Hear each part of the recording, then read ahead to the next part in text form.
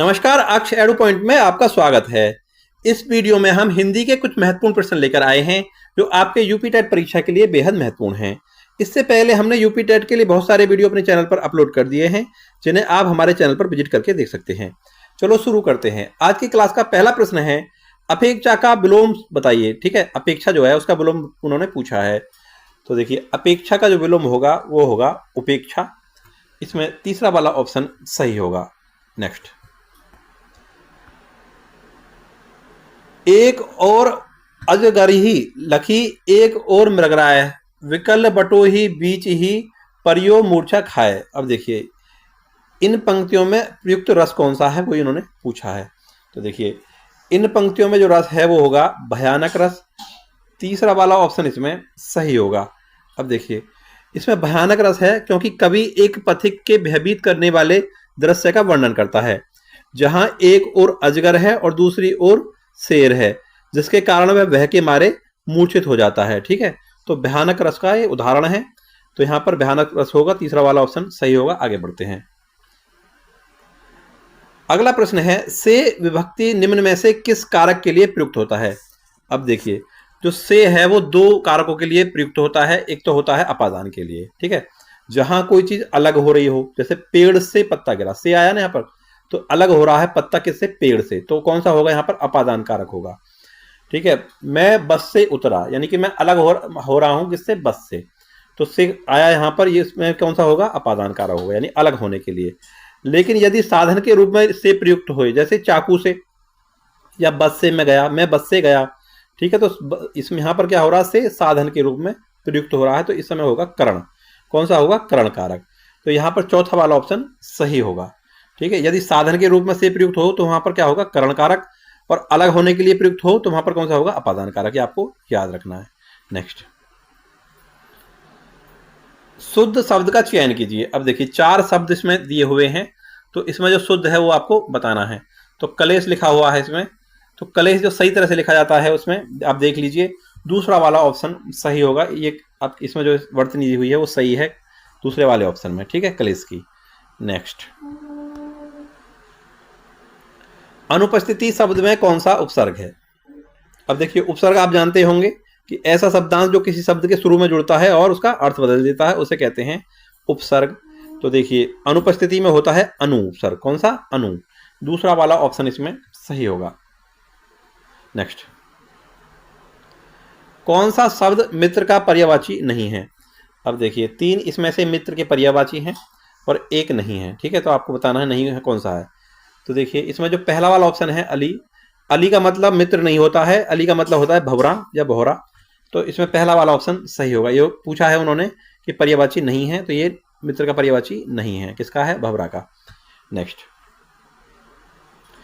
निम्नलिखित में से विदेशी भाषा का शब्द छांटिए। तो देखिए, विदेशी भाषा का शब्द इसमें से कौन सा वो आपको बताना है।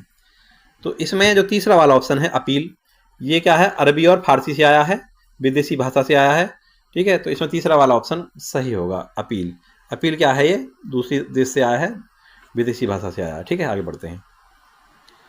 कौन सा वाक्य शुद्ध है। अब देखिए, चारों वाक्यों को आप पढ़ लीजिए, इसमें से तीन अशुद्ध हैं और एक शुद्ध है। तो देखिए, इसमें जो है रागनी अपने आप चली गई, इसमें पहला वाला जो ऑप्शन है ये सही होगा, रागनी अपने आप चली गई। ठीक है, बाकी तीन जो है वो अशुद्ध हैं। नेक्स्ट, राजपुत्र में कौन सा समास है। अब इसमें देखिए, राजपुत्र का मतलब होता है राजा का पुत्र। जब कभी भी कहीं पर का, की, के, से, मैं पर, कौन से, का, की, के, से, मैं पर, इन शब्दों का विलोप हो तो वहां पर कौन सा होगा, तत्पुरुष समास होगा। जैसे राजपुत्र में होता है राजा का पुत्र, तो यहाँ पर का जो शब्द है उसका लोप हो रहा है। ठीक है, वो छुपाया जा रहा है।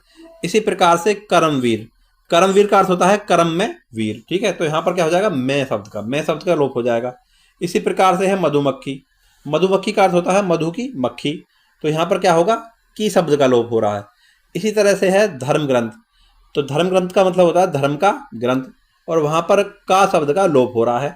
तो जब का, की, के, से, मैं पर, इन शब्दों का लोप हो तो वहां पर होता है तत्पुरुष समास। ठीक है, तो यहां पर देखिए आप, दूसरा वाला ऑप्शन सही होगा, ख, ये वाला। नेक्स्ट, निम्नांकित में से अशुद्ध शब्द कौन सा है? अब देखिए इसमें 4 शब्द दिए हुए हैं, 3 शुद्ध हैं, 1 अशुद्ध है जो सही नहीं लिखा हुआ है, तो आपको अशुद्ध बताना है। जो चौथे ऑप्शन में शुश्रूषा लिखी हुई है वो गलत है। देखिए ये सही कैसे लिखा जाएगा इसके बारे में आपको बता देता हूँ। ये इस प्रकार से लिखा जाएगा, ये वाला जो शब्द है ये सही होगा, ठीक है। अगर इस तरह से लिखा होगा तो ये शुद्ध होगा, लेकिन यहाँ पर ये अशुद्ध लिखा हुआ है, इसमें चौथा वाला ऑप्शन सही होगा। नेक्स्ट, निम्नांकित वाक्य में रिक्त स्थान को भरने के लिए सही शब्द का चयन कीजिए। तो देखिए मुंशी प्रेमचंद एक सफल गीतकार थे, नाटककार थे, उपन्यासकार थे, कवि थे। तो मुंशी प्रेमचंद एक सफल उपन्यासकार थे, ठीक है। इसमें ये वाला ऑप्शन सही होगा, उपन्यासकार वाला ऑप्शन है, ठीक है। ये ऊपर नीचे हो गए हैं, इनको आप देख लेना, कोई इससे दिक्कत नहीं है। नेक्स्ट, नर और नल नीर की गति एक सी है क्योंकि। अब देखिए नर का मतलब होता है मनुष्य, नल नीर का मतलब होता है जो नल का पानी होता है, तो एक जैसी गति है क्यों। देखिए इसमें आपका पहला वाला ऑप्शन सही होगा, दोनों ही ऊपर उठकर झुकते हैं। अब जैसे मनुष्य है, अगर बड़ा हो जाए, ठीक है, तो वो क्या होगा, बड़ा मतलब कामयाब हो जाए, तो क्या हो जाए, झुक जाता है, वो विनम्र हो जाता है, उसका मतलब ये है। और नल नीर का मतलब ये है कि पहले पानी ऊपर जाता है और फिर नीचे को गिरता है, ठीक है। तो इसमें पहला वाला ऑप्शन सही होगा, दोनों ही ऊपर उठकर झुकते हैं। नर और नल नीर की एक जैसी गति है, इसमें पहला वाला ऑप्शन सही होगा। नेक्स्ट, मातृभाषा की उपयोगिता से संबंधित विकल्प नहीं है। अब देखिए चारों विकल्प को आप देख लीजिए, तो इसमें मातृभाषा के विषय में एक चीज गलत दी हुई है, विकल्प सही नहीं है, ठीक है, संबंधित नहीं है। तो आप देख लीजिए इसमें जो है मातृभाषा बालकों के ज्ञान का विकास एवं चिंतन का साधन है, ये सही होगा। मातृभाषा विचार विनिमय का साधन है, ये भी सही होगा। मातृभाषा शिक्षा का सर्वश्रेष्ठ माध्यम है, ये भी सही होगा। मातृभाषा प्रगति पथ की बाधक है, ये गलत है, ठीक है, ये ऑप्शन इसमें सही नहीं है। और उन्होंने पूछा भी है कि सही नहीं है, संबंधित नहीं है, ये वाला ऑप्शन इसमें सही होगा यहाँ पर ये। नेक्स्ट, निम्नांकित में से किस शब्द का अर्थ कमल होता है? तो इसमें जो पहला वाला ऑप्शन है उत्पल, उत्पल का अर्थ होता है कमल, ठीक है। उपल का जो दूसरा ऑप्शन दिया हुआ उपल, उसका अर्थ होता है पत्थर। और तीसरे और चौथे जो ऑप्शन है जलद और नीरद, इसका अर्थ होता है बादल। तो पहला वाला जो ऑप्शन है उसका अर्थ होता है कमल, उत्पल, ठीक है, पहला वाला ऑप्शन इसमें सही होगा। नेक्स्ट, हिंदी के कवि सुमित्रानंदन पंत का जन्म स्थान बताइए, ठीक है। तो हिंदी के कवि जो थे, प्रसिद्ध कवि आप जानते होंगे सुमित्रानंदन पंत, उनका जन्म हुआ था कौसानी गांव में, ठीक है। कहाँ पर? कौसानी गांव में, ये बागेश्वर जिले में पड़ता है, अल्मोड़ा के पास में। तो इसमें दूसरा वाला ऑप्शन सही होगा। नेक्स्ट, निम्नांकित शब्दों में से आवर्त शब्द का सही अर्थ क्या है? तो गोल, ढक्कन, चांदनी, भंवर। तो आवर्त का अर्थ होता है भंवर। भंवर क्या होती है? पानी की या हवा का जो भंवर होती है, ठीक है, आपने देखा ही होगा, हवा से या पानी से बनने वाली जो गोल गोल घूमता है पानी या हवा, उसको बोलते हैं भंवर, उसका अर्थ होता है आवर्त, ठीक है। आवर्त उसका एक पर्यायवाची है, तो इसमें चौथा वाला ऑप्शन सही होगा। नेक्स्ट, कविता का मुख्य लक्ष्य है। तो देखिए इसमें दूसरा वाला जो ऑप्शन है वो सही होगा, भाषा एवं सहानुभूति जागृत करना, ठीक है, दूसरा वाला ऑप्शन इसमें सही होगा, ये काम होता है, कविता का लक्ष्य होता है। नेक्स्ट, पुस्तक से कौन विशेषण बनेगा, ठीक है। अब देखिए पुस्तक से बनने वाला विशेषण पूछा उन्होंने, तो पुस्तकालय, पुस्तकें, पुस्तकीय, पुस्तकों, इनमें से आप बताइए। तो इसमें तीसरा वाला जो ऑप्शन है वो सही होगा, पुस्तकीय। देखिए विशेषण का अर्थ होता है जो किसी की विशेषता बताए, ठीक है, जैसे पुस्तकीय ज्ञान या पुस्तकीय भाषा, ठीक है। तो ज्ञान और भाषा की जहाँ पर विशेषता बताई जा रही है कि वो पुस्तकीय है, ठीक है। तो इस समय क्या होगा, विशेषण होगा, पुस्तकीय जो क्या होगा, विशेषण होगा।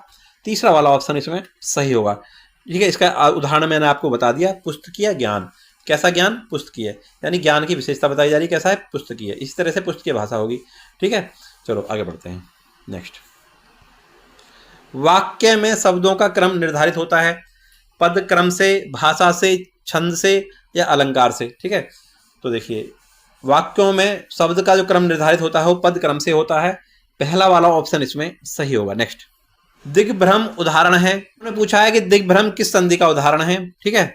तो देखिए दिग्भ्रम जो बनता है वो दिक प्लस भ्रम से बनता है, दिक प्लस भ्रम, इस तरह से दिक प्लस भ्रम। तो इसमें जो कै शब्द है का, ठीक है, ये वाला जो का शब्द है ये ग में बदल जाता है, किसमें? ग में, ठीक है। तो यहाँ पर व्यंजन संधि होगी, तीसरा वाला ऑप्शन सही होगा, व्यंजन संधि का उदाहरण है ये। नेक्स्ट, आकाश पाताल के बीच लगने वाला जो चिन्ह है वो कौन सा है, उन्होंने पूछा हुआ है। तो ये वाला चिन्ह होता है योजक चिन्ह। इसमें तीसरा वाला ऑप्शन सही होगा। नेक्स्ट, यह नई साड़ी है, वाक्य में नई शब्द है। तो मैंने आपको जैसा बताया था कि जो किसी की विशेषता बताए उसे कहते हैं विशेषण, ठीक है। तो इसमें यानी खास तौर से जो संज्ञा की विशेषता बताए उसे कहते हैं विशेषण, ठीक है। तो यहाँ पर जो संज्ञा है साड़ी, उसकी विशेषता बताई जा रही है नई साड़ी है। तो इसमें चौथा वाला ऑप्शन सही होगा, ठीक है, विशेषण। यदि क्रिया की विशेषता बताए तो उसे कहते हैं क्रिया विशेषण। जैसे मैं धीरे धीरे चला, तो चलने की विशेषता बताई जा रही है धीरे धीरे, तो वहां पर क्या होगा, क्रिया विशेषण होगा धीरे धीरे, ठीक है। इसी तरह से यहाँ पर जो साड़ी की विशेषता बताई जा रही है नई है, तो यहाँ पर विशेषण होगा नई, ठीक है। चलिए आगे बढ़ते हैं। नीचे दिए गए विकल्पों में से तत्सम शब्द का चयन कीजिए। तो देखिए तत्सम शब्द पूछा है उन्होंने, तो इसमें तत्सम शब्द होते हैं जो सीधे संस्कृत से सीधे हिंदी भाषा में प्रयुक्त हो गए हैं, उसमें से कोई बदलाव नहीं किया गया है। तो आम्र जो है वो तत्सम शब्द है, पहला वाला ऑप्शन इसमें सही होगा। नेक्स्ट, दिए गए विकल्पों में तद्भव शब्द का चयन कीजिए। तो तद्भव शब्द होते हैं जो संस्कृत भाषा से परिवर्तित होकर के हिंदी में प्रयुक्त होते हैं। तो ऐसा है इसमें मुहु, चौथा वाला ऑप्शन सही होगा। तो इसमें अग्नि जो है वो तत्सम है, और बैंक और अमीर है वो दूसरे देश से आए हैं, विदेशी भाषा से आए हैं। इसमें जो आपका चौथा वाला ऑप्शन सही होगा, यही तद्भव है, ठीक है। आगे बढ़ते हैं। निम्नलिखित में से कौन सा शब्द सूर्य का पर्यायवाची नहीं है? तो देखिए 3 इसमें सूर्य के पर्यायवाची हैं, 1 नहीं है। तो दिनकर, रवि और अंशुमाली ये सूर्य के पर्यायवाची हैं। यामिनी जो है वो रात का पर्यायवाची होता है। चौथा वाला ऑप्शन यहां पर सही होगा। नेक्स्ट,